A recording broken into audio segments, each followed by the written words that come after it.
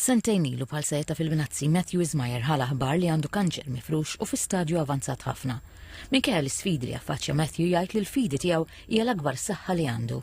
Imma madankollu il-fatt li għandek tagħmel Alla l-iżjed ħaġa importanti fil-ħajja tiegħek iġġib ħafna saħħa spiritwali u l-ispiritwalità lili għejnitna ħafna biex inkun b'saħħti u l-affarijiet fiżiċi ma jibqgħux l-iżjed affarijiet importanti fil-ħajja tiegħek. Madankollu Alla volja għaddej minn ħafna trattament għax nixtieq ukoll inwassal messaġġ ta' kuraġġ in-nies pazjenti li bħali għaddejjin minn żmien diffiċli biex ma jaqtawx qalbhom.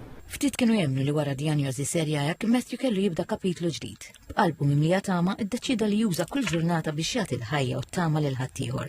Jirrakkonta kif jum minnhom wara li mar jitlof ta' Pinu ħassu sema xi ħaġa li komplit tagħtih kuraġġ.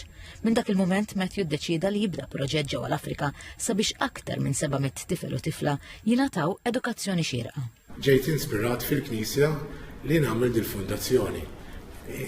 Ma nafx jisni dil-vuċi li kienet b'saħħitha ħafna li għandi nagħmel xi ħaġa.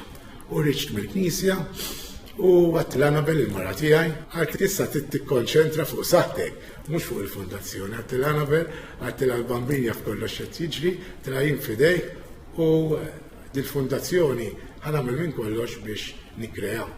Għalkemm ħajjat Matthew hija dominata mill-kura li qed jingħata, stqar li permezz tal-fondazzjoni qed isib aktar sens għall-ħajja. Ħassejt li Alla jrid xi ħaġa minni u minn sitwazzjoni ħażina ħarġet xi ħaġa sabiħa. Allura dik kien l-iskop li nipprovaw minn din l-istorja noħorġu xi ħaġa biex it-tfal ikollhom xi ħaġa li jixir ilhom jien ħanibqa' ngħix biex jiena nipprova nagħmel tajjeb u nipprova ingawdi kull ġurnata li tan il-bambin. L-istorja ta' Matthew hija xhieda qawwija ta' fidi kuraġġ u mħabbaba l-qis għal ħaddieħor.